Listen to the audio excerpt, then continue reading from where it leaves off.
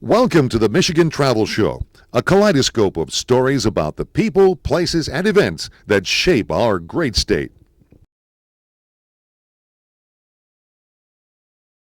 Okay, well, Gary Morgan with Michigan Runner, Michigan Travel. Well, today we're at Carlsbad Caverns National Park here in southern New Mexico, and they're celebrating their 100th year of being part of the National Park Service, or with the national being a national park.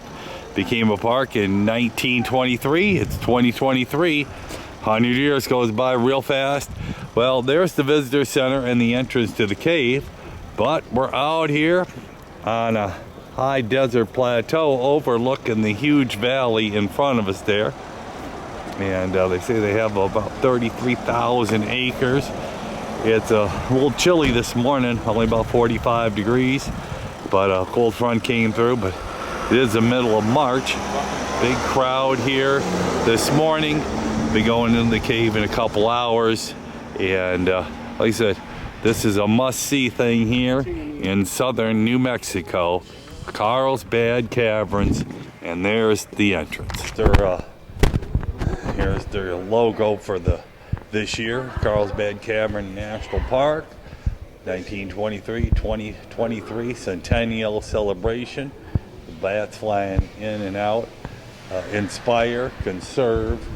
There's what some of the stalactites look like. So me going in there to check that out.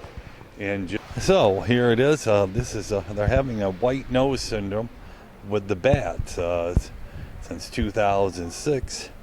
A fungal infection bothering the bats that come in and out of here. They're a big population of Brazilian free-tailed bats are the ones that are coming in and out of here. About 400,000 of them during the summer months. It's not during the winter months. It's they come up here during the summer. And they get big crowds in front of the cave to watch them every night during the summer. Well, we're in the lobby here of the main visitor center. There's where you go buy tickets. We already got our tickets, and this is kind of a cool statue here because it's got little bats flying around the statue. That depicts the bats that fly in and out of the cave during the summer months. So it says explore your park, discover Carlsbad Caverns National Park, nestled in the Guadalupe Mountains. So whether you want to go underground or hike, there's all kinds of things, but most people go underground. And they say over 3,000 in the summer. Over 3,000 people visit the park every day. Off the beaten path. This is if you want to do some caving, we go to the tight spots where there's no walkaways. They call it the home of the bat. All kinds of bats during the summer. And it's out here in the Chichona Desert. It's all desert land. And of course, north of here, about 40 miles, is Guadalupe Mountains National Park, the highest peak in Texas at 8,700 feet. And anyway, in the cave, it's comfortable but chilly, 56 degrees all the time. So that's what we'll be going into here in about 2 hours. We have 11:30 seed time to go into the park. They let people go in a little bit at a time here, so that's good. There it is, Carlsbad National Park, 100 years old. 100 years go by real fast. Of course, for this park and this cave, it's been here since the beginning of time, so 100 years, just a blink of an eye. And here is a map of the park on top. They say it's around 33,000 acres. Is that right? 33,000 acres? 47 actually. 47,000 acres. Okay. And green section. Where is the cave in here? So right up here. Right here. That's what I thought. This is the cave section. The cave is a 5-minute walk out those doors. So right there. Yep. we'll check it out. I've been here a few times. And you got Lincoln National Forest next to it. Yes, sir. And then north of here, you got a Guadalupe Mountain National Park. West. West, yep. North is the Lincoln National Forest, and Guadalupe would be down here. Okay, cool. Yep. Well, we'll go over there and check that out after we get done here. Okay. Excellent, great. It's a giant here. We're still in the visitor center, and so they're going to have this is all the exhibits talking about the cave. So this is a huge stalactite made out of plastic right here, but it says making sense of the shadows, wonders of the world. Like I said, it's deep out and below your feet here, and there is all kinds of great things underneath here, just probably 300 feet below me or somewhere, quarter mile below me. Anyway, and they said at one time it was a shallow sea, a record of the earth and rock. It's kind of, so it was all filled with water at one time. It was an underground sea, if anything. And at least some of their ideas of what it could have been. Spiliganosis, birth of the caves. Seen on the air, the shape of the Captain Reef becomes clear. You see the Permian Sea here. Lots of people here. Petroleum hypothesis. How the cave of the Guadalupe Mountains was formed millions of years ago. Decorating the cave. Yeah, they use lots of different colored lights. That's how it forms. It comes from the top, drips down, and creates it. So, right there, welcome to Carlsbad Caverns National Park Store. A window in the people, places, and histories of this area. Yeah. So, the world comes to visit. People from around the world come here. Like I said, the government made this a national park October 25th, 1923. National monument. So,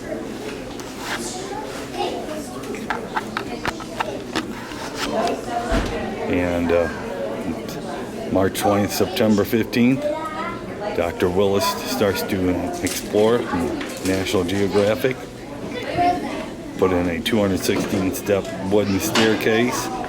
Park charged entry fee of $2 per person, 1927. And in 26 made the first trail through the park. And it began in 1930. It moved up a status to national park. It was the 26th national park. The last due in January of 31. Built 2 new elevator shifts. 20 and 32nd park received a million visitors. 14-year history of the park tourism.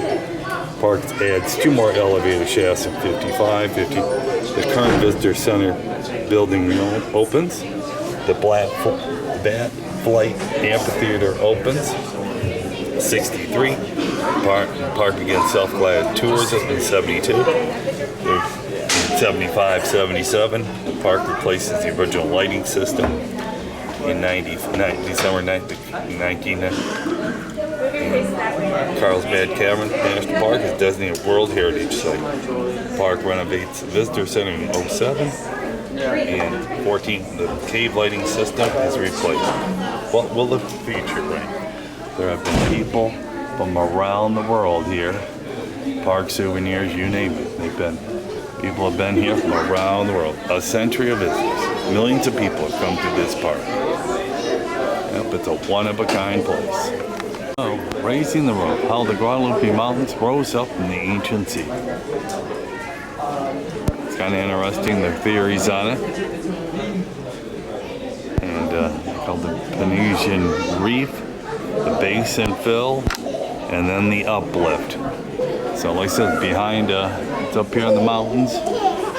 And these are some of the sea creatures that they probably have found in the cave over the years. Fossils now.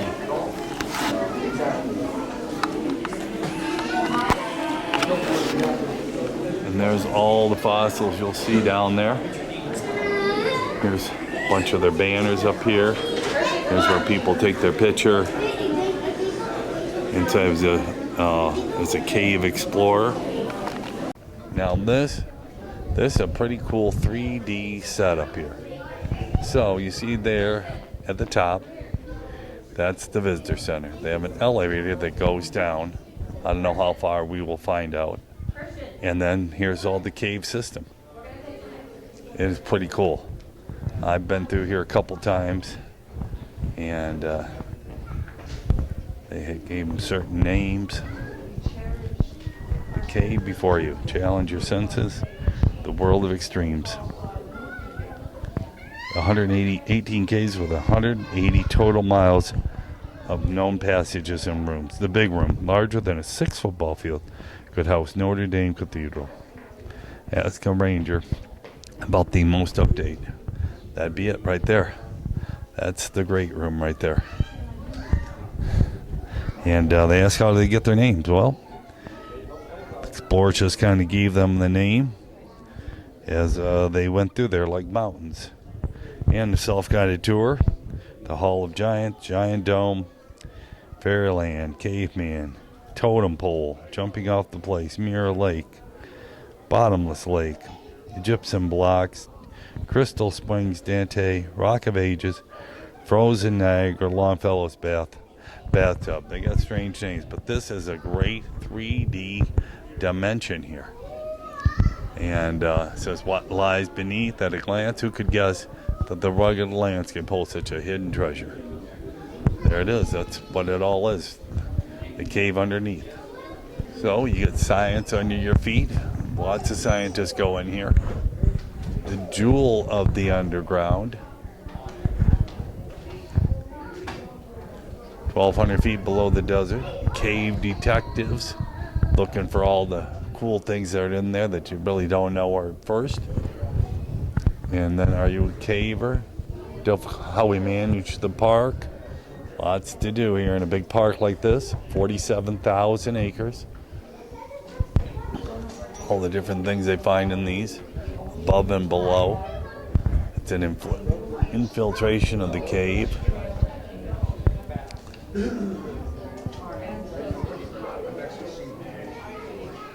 Yeah, for the future. And then this is the desert up above it. This is what's on right out here in front of us.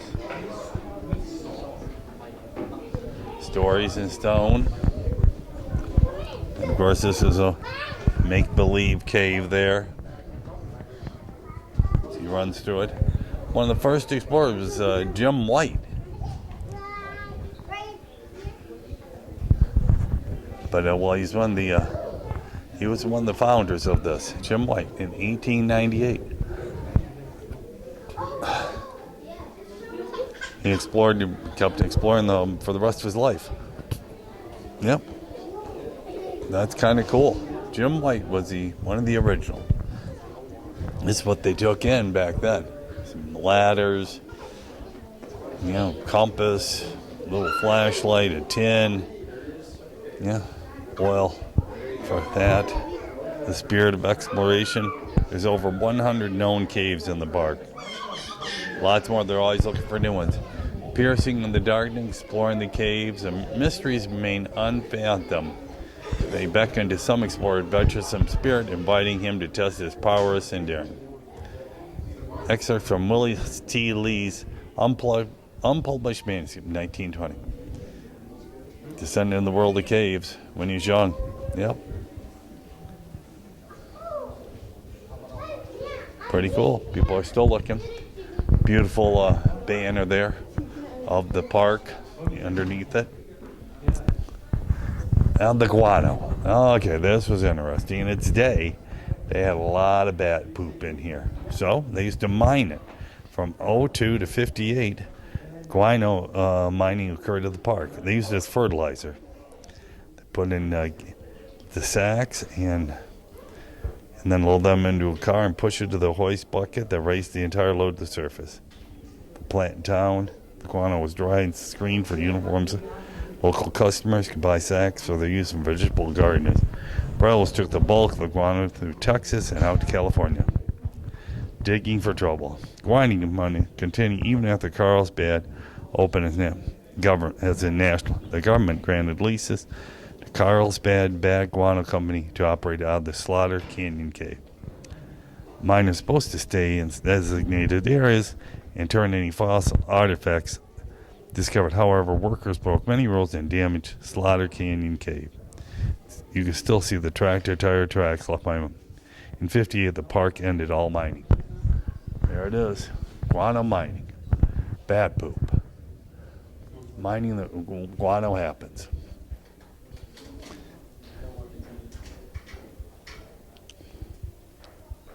They send to West Coast citrus groves. Over the course of workers are more than estimated 100,000 tons of guano from the at as much as $90 a ton. Pretty cool. In the Twilight Zone, the most famous residents, obviously, are the Brazilian free-tailed bat. 400,000 of them come here every summer.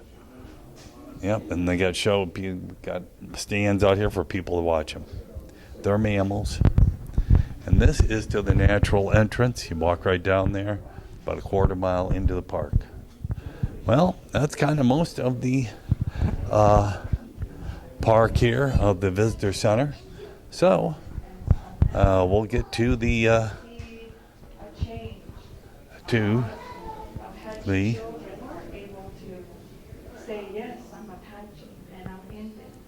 beat the heat. 100 degrees during the summer here. This is interesting. This is the Chichonan Desert. That's here in New Mexico, Arizona, and a good portion of Mexico and Texas. 140,000 square miles. It's the largest desert in North America. It gets 13 inches of rain per year, less than usual.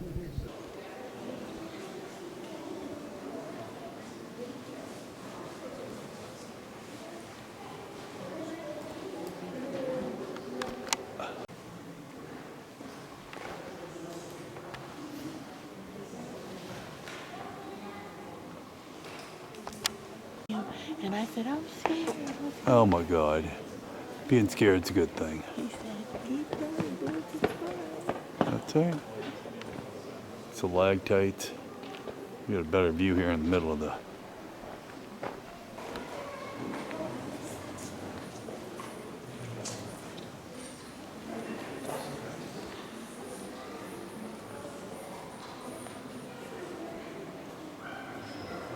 Yeah, this is one of the most spectacular places of the whole cabin.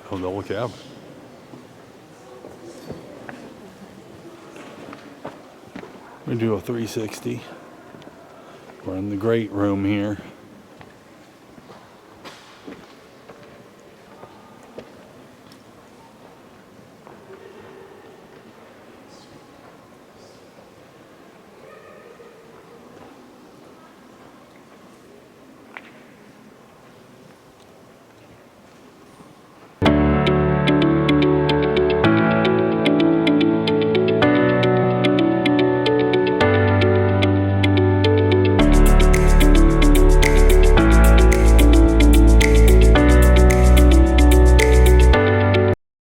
Welcome to the Michigan Travel Show, a kaleidoscope of stories about the people, places, and events that shape our great state.